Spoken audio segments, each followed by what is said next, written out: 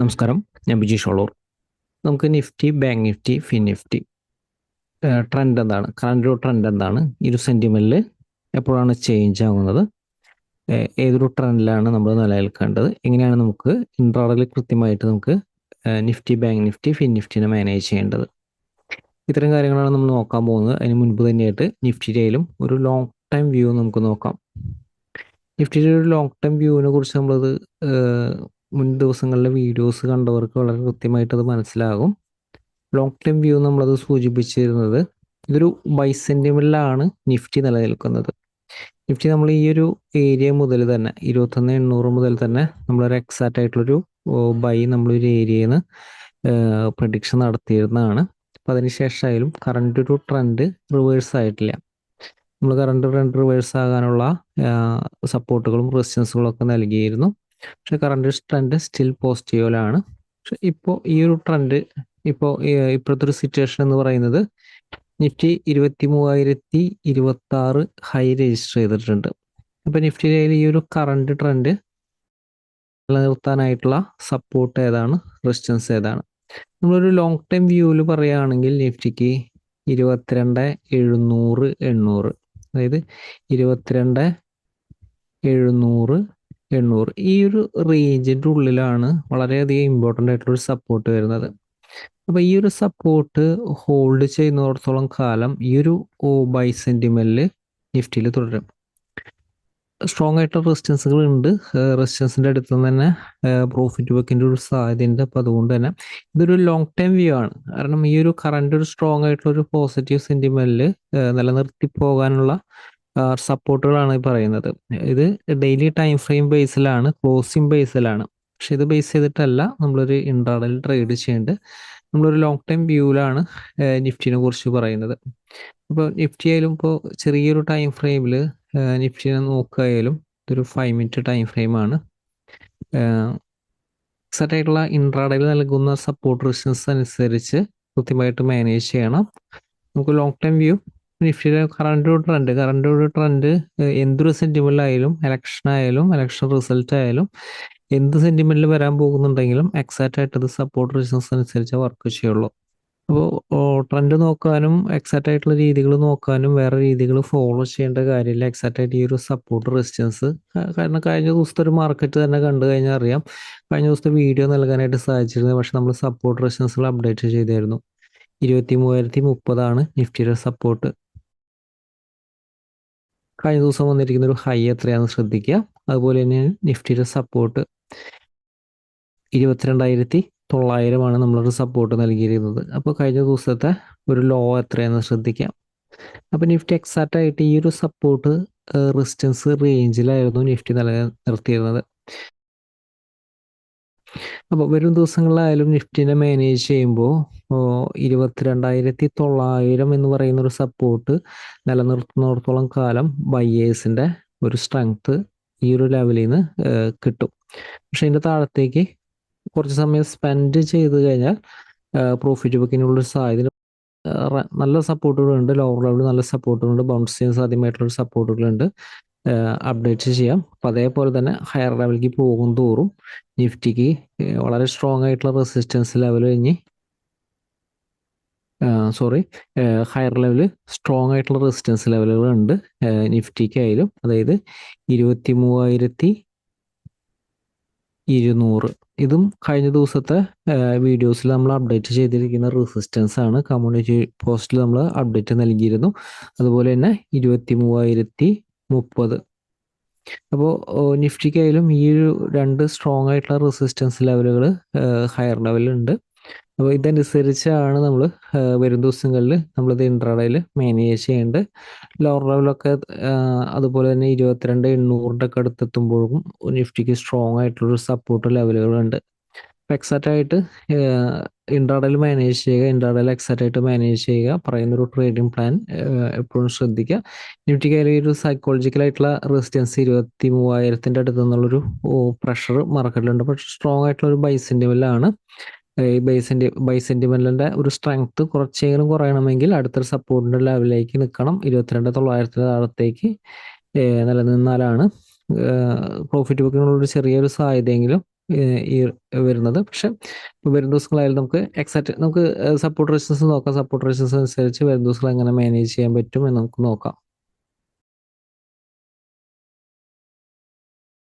നിഫ്റ്റിയുടെ റെസിസ്റ്റൻസ് ആയിട്ട് 23,030 ഇതാണ് റെസിസ്റ്റൻസ് ആയിട്ട് എടുക്കുന്നത്. ഇതൊരു സൈക്കോളജിക്കൽ ആയിട്ടുള്ളൊരു ഏരിയ ആണ്. അതായത് 23,000 എന്ന് പറയുന്ന ആ ഒരു ഫിഗർ. പക്ഷെ അതുകൊണ്ട് തന്നെ ഇതിനെ മാനേജ് ചെയ്യേണ്ട രീതി ഒന്ന് ശ്രദ്ധിക്കുക.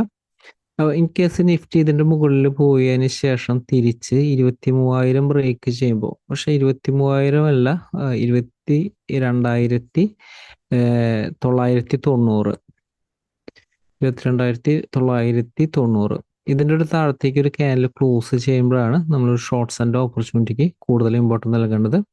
ബൈർ ഓപ്പർച്യൂണിറ്റി ആണെങ്കിൽ ഇൻ കേസ് ഓപ്പൺ ചെയ്യുന്ന ഗ്യാപ്പ് അപ്പ് ഓപ്പണിംഗ് ആണ് 23,000 മുകളിലാണെങ്കിൽ 23,030 മുകളിലേക്ക് സസ്റ്റെയിൻ ചെയ്ത ബൈർ ഓപ്പർച്യൂണിറ്റി യൂട്ടിലൈസ് ചെയ്യാം.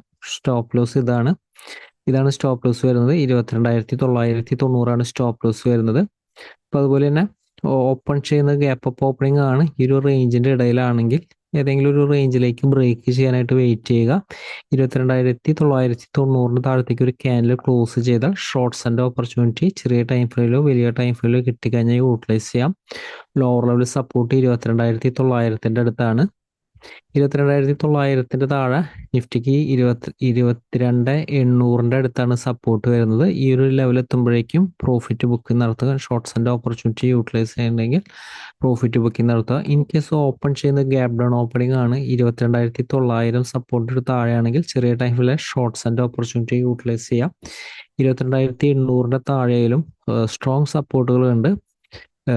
22,765 സപ്പോർട്ടാണ്. അതുപോലെ തന്നെ 22,710 സപ്പോർട്ടാണ്. ഇത് 22,700 റേഞ്ചിന്റെ ഉള്ളിൽ സ്ട്രോങ് സപ്പോർട്ടുകളാണ്. പ്രത്യേകം ശ്രദ്ധിക്കുക. ഈ ഒരു ലെവൽ എത്തുന്ന ഒരു സമയത്ത് ബൈക്കാണ് സാധ്യത വരുന്നത്. പക്ഷെ ഈ ഒരു ട്രെൻഡ് ചേഞ്ച് ആകുന്നത്, ഈ ഒരു കറന്റ് സെന്റിമെന്റിൽ സ്ട്രെങ്ത് കുറയുന്നത്, ബയേഴ്സിന്റെ ഒരു സ്ട്രെങ്ത് കുറയുന്നത് 22,800 710 റേഞ്ചിന്റെ താഴത്തേക്കൊക്കെ ഒരു ക്ലോസിങ് നൽകും. അതായത് ഇത് ഇമ്പോർട്ടന്റ് ലെവലുകളാണ്. ഇമ്പോർട്ടന്റ് ലെവലിന്റെ താഴത്തേക്ക് ഒരു ക്ലോസിങ് നിലനിർത്തി കഴിഞ്ഞാൽ നിഫ്റ്റിക്ക് ബൈരെ ആ ഒരു സ്ട്രെങ്ത് കുറയും. അല്ലെങ്കിൽ ഈ ഒരു സെന്റിമെന്റ് സ്ട്രോങ് ആയിട്ടുള്ള ഒരു ബൈ സെന്റിൽ തന്നെ നിലനിൽക്കും. 23,030 മുകളിൽ നിഫ്റ്റിയുടെ റെസിസ്റ്റൻസ് വരുന്നത് 23,130 റെസിസ്റ്റൻസ് ആണ്. അതുപോലെ തന്നെ 23,200 സ്ട്രോങ് റെസിസ്റ്റൻസ് ഏരിയയാണ്. പ്രത്യേകം ശ്രദ്ധിക്കുക. ഈ റെസിസ്റ്റൻസ് എത്തുമ്പോൾ അഗ്രസീവ് ആയിട്ടുള്ള ബൈയിലേക്ക് നിലനിൽക്കരുത്. വീണ്ടും ഇനി 23,200 മുകളിൽ ക്ലോസിംഗ് ബേസിസിൽ നിലനിർത്തിയാൽ മാത്രം, ക്ലോസിംഗ് ബേസിസിൽ പ്രത്യേകം ശ്രദ്ധിക്കുക, ഇൻട്രാഡേയിലല്ല, ക്ലോസിംഗ് ബേസിസിൽ നിലനിർത്തിയാൽ മാത്രമാണ് ആ ഒരു സ്ട്രെങ്ത് കിട്ടുള്ളൂ. ഈ ഒരു ലെവലൊക്കെ സ്ട്രോങ് റെസിസ്റ്റൻസ് ഏരിയ ആണ്. അപ്പോൾ ഓപ്പൺ ചെയ്യുന്നത് റെസിസ്റ്റൻസിലാണോ സപ്പോർട്ടിലാണോ എന്നനുസരിച്ച് എപ്പോഴും തീരുമാനം എടുക്കുക. കൃത്യമായിട്ടുള്ളൊരു ട്രെൻഡിൽ നിലനിൽക്കാനായിട്ട് സാധിക്കും. ഈ റേഞ്ചിന്റെ ഇടയിലാണ് എങ്കിൽ, ഓപ്പൺ ചെയ്യുന്ന ഈ റേഞ്ചിന്റെ ഇടയിലാണെങ്കിൽ എക്സാക്റ്റ് ആയിട്ടുള്ള സപ്പോർട്ട് റെസിസ്റ്റൻസിന്റെ അടുത്തുനിന്നുള്ളൊരു ഓപ്പർച്യൂണിറ്റിക്ക് ആയിട്ട് വെയിറ്റ് ചെയ്യുക. നിഫ്റ്റിയിലായാലും ഇത്ര ലെവൽ ഫോളോ ചെയ്താൽ എക്സാക്റ്റ് ആയിട്ടുള്ള ട്രെൻഡിൽ നമുക്ക് നിലനിൽക്കാനായിട്ട് സാധിക്കും. നമുക്ക് ഫിൻ നിഫ്റ്റി ഒക്കെ നമുക്ക് നോക്കാം. ഫിൻ നിഫ്റ്റി ഒക്കെ കഴിഞ്ഞ ദിവസം നമ്മൾ നൽകിയിരിക്കുന്ന റെസിസ്റ്റൻസ് ഒക്കെ ശ്രദ്ധിക്കുക. 21,890 നമ്മൾ റെസിസ്റ്റൻസ് നൽകിയിരുന്നത്. ഇത് തന്നെയാണ് കഴിഞ്ഞ ദിവസത്തെ ഒരു ഹൈ വന്നിരുന്നത്. നമ്മൾ സപ്പോർട്ട് നൽകിയിരുന്നത് 21,800 21,800 മുകളിലേക്ക് സസ്റ്റെയിൻ ചെയ്തപ്പോൾ ബൈസിന്റെ ലെവലായിരുന്നു. എക്സാക്റ്റ് ആയിട്ട് ഈ ഒരു സപ്പോർട്ട് റെസിസ്റ്റൻസിന് ഇടയിലാണ് ഫിൻ നിഫ്റ്റി നിലനിർത്തിയിരുന്നത്. അപ്പോൾ നമുക്ക് വരും ദിവസങ്ങളിലായാലും ഫിൻ നിഫ്റ്റിയുടെ ഈ ഒരു ട്രെൻഡ് നമുക്കത് എങ്ങനെ മാനേജ് ചെയ്യാം. ഇപ്പോൾ ഫിൻ നിഫ്റ്റിയുടെ സിറ്റുവേഷൻ ആണെങ്കിൽ 21,900 വരും ദിവസങ്ങളിൽ സ്ട്രോങ് റെസിസ്റ്റൻസ് ആണ്. അതുപോലെ തന്നെ 21,975 സ്ട്രോങ് റെസിസ്റ്റൻസ് ആണ്. 975 മുകളിൽ ബൈർ ഓപ്പർച്യൂണിറ്റി കിട്ടിയ യൂട്ടിലൈസ് ചെയ്യുക. പക്ഷെ 975 മുകളിൽ സസ്റ്റെയിൻ ചെയ്താലാണ് പിന്നെ ബൈർ ഓപ്പർച്യൂണിറ്റി. പ്രത്യേകം ശ്രദ്ധിക്കുക. 975 മുകളിലേക്ക് പോയാലും തിരിച്ചതിൻ്റെ താഴത്തേക്ക് ഒരു ക്യാൻഡിൽ ക്ലോസ് ചെയ്താൽ പ്രോഫിറ്റ് ബുക്കിന് സാധ്യത വരും. ബൈര പൊസിഷൻ എക്സിറ്റ് ചെയ്യണം. ഇതൊരു ഹയർ ലെവൽ സ്ട്രോങ് ആയിട്ടുള്ള റെസിസ്റ്റൻസ് ആയിട്ട് ആക്ട് ചെയ്യാൻ സാധ്യതയുണ്ട്.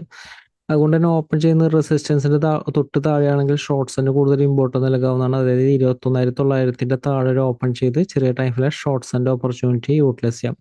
പക്ഷെ സപ്പോർട്ട് ഉണ്ട്, തൊട്ട് താഴെ സപ്പോർട്ട് ഉണ്ട്. 21,735 തൊട്ടടുത്ത സപ്പോർട്ടുകൾ നൽകിയിട്ടുണ്ട്. കാരണം ഈ ഒരു ഏരിയ അങ്ങനെയാണ്. 21,805 സപ്പോർട്ടാണ്. അതുപോലെ തന്നെ 21,780 സപ്പോർട്ടാണ്. തൊട്ടടുത്തൊരു സപ്പോർട്ട് നൽകുമ്പോൾ പ്രത്യേകം ശ്രദ്ധിക്കണം. സ്ട്രെങ്ത് ഉണ്ടെങ്കിൽ താഴത്തേക്ക് ആ ഒരു സ്ട്രെങ്ത് ഉണ്ടെങ്കിൽ, വോളി ഉണ്ടെങ്കിൽ മാർക്കറ്റിന് ഈസി ആയിട്ട് സപ്പോർട്ട് എടുത്ത് താഴത്തേക്ക് പോകും. അല്ലെങ്കിൽ ഈ ഒരു സപ്പോർട്ട് ഹോൾഡ് ചെയ്യുന്നുണ്ടെങ്കിൽ ചെറിയൊരു പ്രോഫിറ്റിലായാലും ബുക്ക് ചെയ്യുക. അപ്പോൾ ഈ ഒരു ലെവലിൽ അങ്ങനെയാണ് മാനേജ് ചെയ്യേണ്ടത്. അതായത് ലോവർ ലെവലിൽ 21,710 സ്ട്രോങ് ആയിട്ടുള്ള ഇമ്പോർട്ടൻ്റ് ആയിട്ടുള്ള സപ്പോർട്ടുകളാണ്. നമുക്ക് ബാങ്ക് നിഫ്റ്റി നോക്കുകയാണെങ്കിൽ ഇപ്പോൾ ബാങ്ക് നിഫ്റ്റിനെ നമുക്ക് നോക്കുകയാണെങ്കിൽ ഇപ്പോൾ കഴിഞ്ഞ ദിവസം നമ്മൾ നൽകിയിരിക്കുന്ന റെസിസ്റ്റൻസ് നോക്കുക. കഴിഞ്ഞ ദിവസം നമ്മൾ നൽകിയിരിക്കുന്ന റെസിസ്റ്റൻസ് 49,020 അപ്പോൾ 49,020 റെസിസ്റ്റൻസ് നിലനിർത്തിക്കൊണ്ടാണ് ബാങ്ക് നിഫ്റ്റി ഈ ഒരു ലെവലിൽ നിന്ന് പ്രഷർ വന്നിരുന്നത്. ശ്രദ്ധിക്കുക, ഈ ഒരു നമ്മൾ നൽകിയിരിക്കുന്ന റെസിസ്റ്റൻസ് ഒരു ക്യാൻഡിൽ ക്ലോസ് ചെയ്തിട്ടുണ്ടോ എന്ന് ശ്രദ്ധിക്കാം. അപ്പോൾ എക്സാക്റ്റ് ആയിട്ട് നമുക്ക് ആ ഒരു ട്രെൻഡ് നമുക്ക് എക്സാക്റ്റ് ആയിട്ട് മാനേജ് ചെയ്യാനായിട്ട് സാധിക്കും. ഇപ്പോൾ ഓപ്പൺ ചെയ്യുന്നത് ഇൻ കേസ് റെസിസ്റ്റൻസിന് മുകളിലാണെങ്കിൽ ഷോർട്ട്സ് ആൻഡ് ഓപ്പർച്യൂണിറ്റി 49,020 താഴത്തേക്ക് ഒരു ക്യാൻഡിൽ ക്ലോസ് ചെയ്താൽ ഷോർട്ട്സ് ആൻഡ് ഓപ്പർച്യൂണിറ്റി യൂട്ടിലൈസ് ചെയ്യാം. 48,835 സ്ട്രോങ് ആയിട്ടുള്ള സപ്പോർട്ട് ലെവലാണ് വരുന്നത്. അതുപോലെ തന്നെ 48,700 835 സ്ട്രോങ് ആയിട്ടുള്ള ലെവലുകളാണ് വരുന്നത്. ഇപ്പോൾ വരും ദിവസങ്ങളായാലും നിലനിർത്തേണ്ട സപ്പോർട്ട് 48,700 അടുത്താണ് വരുന്നത്. അതുപോലെ തന്നെ 48,835 നല്ല സപ്പോർട്ടാണ്.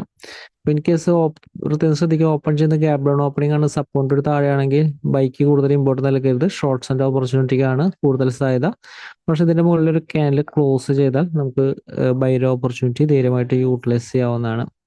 അപ്പോൾ Nifty, bank Nifty, fin Nifty ഇത്തരം സപ്പോർട്ട് റെസിസ്റ്റൻസ് അനുസരിച്ച് മാനേജ് ചെയ്യുക. വരാൻ പോകുന്നൊരു ദിവസത്തെ അപ്ഡേറ്റിനായി വെയിറ്റ് ചെയ്യുക. മാർക്കറ്റിൽ വലിയ ദിവസമായിട്ട് നമുക്ക് ഒരു ദിവസം അപ്ഡേറ്റിൽ വീണ്ടും കാണാം. എല്ലാവരെയും വലിയ ഷെയറുകളും കമ്പനികളും പ്രതീക്ഷിക്കുന്നു. എല്ലാവർക്കും നന്ദി.